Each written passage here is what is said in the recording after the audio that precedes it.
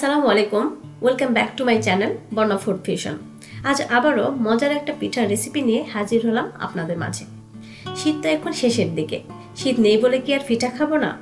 আজকে পিঠাটা শীত গ্রীষ্ম সব ঋতুতেই যে কোনো দিন যে কোনো সময় যে কোনো অজুহাতে খেতে পারেন তৈরি করে। সেই মজার পিঠাটা হলো পাকন পিঠা। এই পিঠাটাকে এলাকা ভেদে কোথাও পোয়া পিঠা, কোথাও পাকন পিঠা কিংবা কোথাও তেলের পিঠা নামে ডাকা হয়। যে নামে ডাকা হোক না কেন, স্বাদ কিন্তু একই ধরনের, আর সেটা অতুলনীয়। এই পাকন পিঠার রেসিপিটা আজ আমরা দেখে নিব।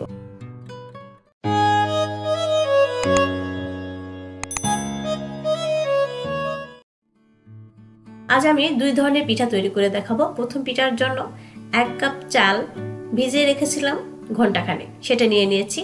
এখানে দিয়ে দিচ্ছি 1 কাপ পরিমাণ নরমাল পানি। আমি যেহেতু ব্যাটারটা ছোট নিয়েছি এই জন্য এখানে পুরোটা পানি দিতে পারলাম না। ব্লেন্ডারে কিন্তু পুরোটা পানি দিয়ে দিব। ব্লেন্ড করার পর ফিরলাম, দেখতে পাচ্ছেন এরকম একটা লিকুইড তৈরি হবে। একদম ঘনও না, একদম পাতলাও না, কারণ এতে আমরা ময়দা অ্যাড করব। এরকম জাস্ট একটু ঘন। এখানে আমি দিয়ে দিচ্ছি এখন 1/2 কাপ পরিমাণ ময়দা এবং সাথে 1 চিমটি লবণ। এটা আপনারা স্কিপও করতে পারেন। আর সেই সাথে দিয়ে দিচ্ছি 1 কাপ পরিমাণ খেজুরের গুড়। খেজুরের গুড়টা দেওয়ার পরে একটা প্যাচুলার সাহায্যে সবগুলো উপকরণ ভালোভাবে মিশিয়ে নেব। মিশানোর পরেও কিন্তু এটা হয়ে যাবে না, এটা আমরা ঘন্টাখানিক রেখে দেবো রেস্টের জন্য, কারণ এতে ময়দা ব্যবহার করা হয়েছে। ময়দাটা ফুলে উঠবে। এভাবে আস্তে আস্তে সুন্দর করে সবগুলো উপকরণ মিশিয়ে নিব একসঙ্গে। আর মিশানো হয়ে গেলে এক সাইডে রেখে দিচ্ছি রেস্টের জন্য। আর ততক্ষণে আমরা অন্য একটা ব্যাটার তৈরি করে নিব, সেটা চিনির ব্যাটার। আমরা আজকে দুই ধরনের পিঠার রেসিপি দেখাবো। সেই চিনির পিঠার জন্য এখানে 1 কাপ পরিমাণ চালের গুঁড়া নিয়েছি, সাথে নিয়ে নিচ্ছি 1/2 কাপ পরিমাণ ময়দা এবং তার সাথে দিয়ে দিচ্ছি 1/2 কাপ পরিমাণ গুঁড়ো দুধ আর 1 কাপ পরিমাণ চিনি।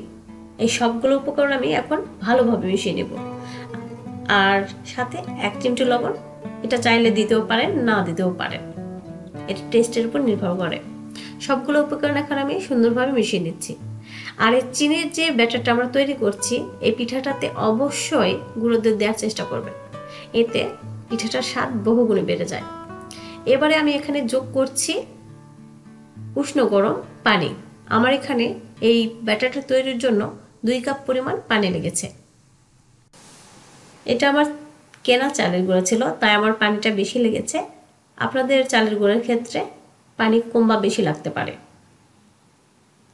এভাবে অল্প অল্প করে পানিটা দিয়ে আমি একটা সুন্দরভাবে ব্যাটার তৈরি করে নেব। এই ব্যাটারটা কিন্তু আমাদের রেস্টে রাখার দরকার নেই, জাস্ট তৈরি করার পরে আমরা পিঠাটা ভেজে নিতে পারি, কোনো সমস্যা নেই। অনেকে অনেক সমস্যার কথা বলে। কেউ বলে আমার পিঠাগুলো ফুলতে চায় না, চুপসে যায়, ভিতরে কাঁচা থেকে যায়। তাদের উদ্দেশ্যে বলছি, আমরা ব্যাটার তৈরি করার সময় অবশ্যই লক্ষ্য রাখবো আমাদের সবগুলো উপকরণ ঠিক আছে কিনা। তারপর যখন ব্যাটার আমাদের তৈরি হয়ে যাবে, সেটা আমাদের রেস্টে রাখতে হবে কিনা সেটাও আমাদের মাথায় রাখতে হবে। পরবর্তীতে যেটা আমরা করব সেটা হলো আমাদের চুলার তাপমাত্রা।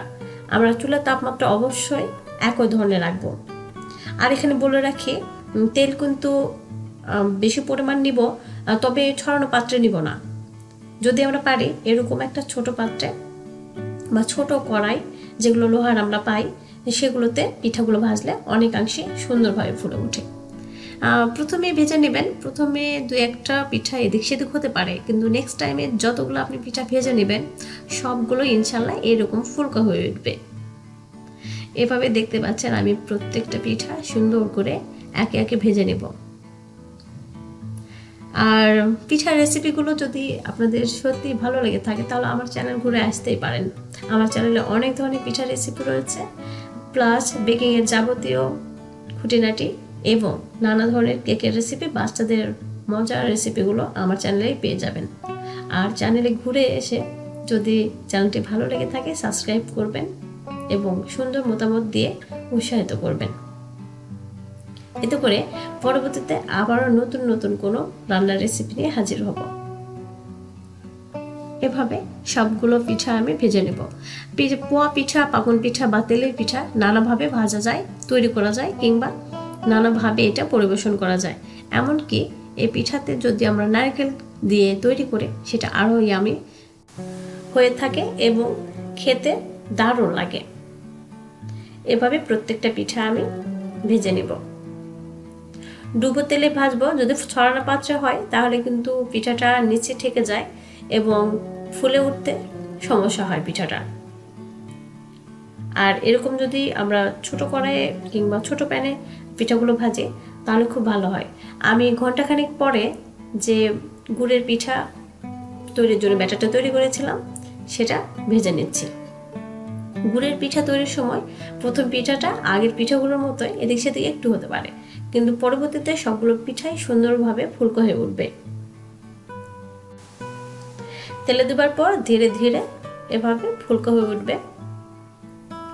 তবে প্রথমেই দুই একটা পিঠা এদিক সেদিক হতে পারে, এটা নিয়ে টেনশন করার কিচ্ছুই নেই। পরবর্তীতে যেগুলো পিঠা হবে সবগুলোই ফুলকো হয়ে উঠবে। চিনির পাকন পিঠার চাইতে গুড়ের পাকন পিঠাটা অনেক টেস্ট লাগে, তবে এক একটা পিঠার কোয়ালিটি, এক একটা পিঠার স্বাদ এক এক ধরনের হয়ে থাকে। যেমন এই পিঠাটার সঙ্গে যদি আমরা নারকেল অ্যাড করি তাহলে এটার স্বাদ আর একটা রকম হয়ে যাবে, আর চিনিটার সাথেও যদি নারকেল অ্যাড করি সেটারও একটা ধরন হয়ে যাবে। আমি ভেজে নিতে নিতে আমার বড় ছেলেটা একটা বাটিতে সাজিয়ে ফেলেছে। বাকিগুলো ভেজে নিয়ে পরিবেশন করছি। চলুন তাহলে এবারে দেখে নেওয়া যাক পিঠাগুলো কেমন ফুলকো হয়েছে। দেখতে পাচ্ছেন পিঠাগুলো কিন্তু অনেক সফট হয়েছে আর পকেট হয়েছে একদম, অর্থাৎ ফুলে কিন্তু একদম ফুলকো লুচির মতো, ইচ্ছা করলেই খুলে ফেলা যায়। এই তো দেখতে পাচ্ছেন, খেতেও কিন্তু মাশাআল্লাহ অনেক ইয়ামি হয়েছিল। আপনারাও বাসায় ট্রাই করবেন। আমার রেসিপিটা ফলো করে স্টেপ বাই স্টেপ উপকরণগুলো দিয়ে সুন্দর করে একটা ব্যাটার তৈরি করে ভেজে নিতে পারেন এই পাকন পিঠা বা পোয়া পিঠা। তাহলে আজ আর কথা না বাড়িয়ে চলে যাচ্ছি, ফিরবো আবার কোনো মজাদার রেসিপি নিয়ে। ততক্ষণ সবাই ভালো থাকুন, সুস্থ থাকুন। আল্লাহ হাফেজ।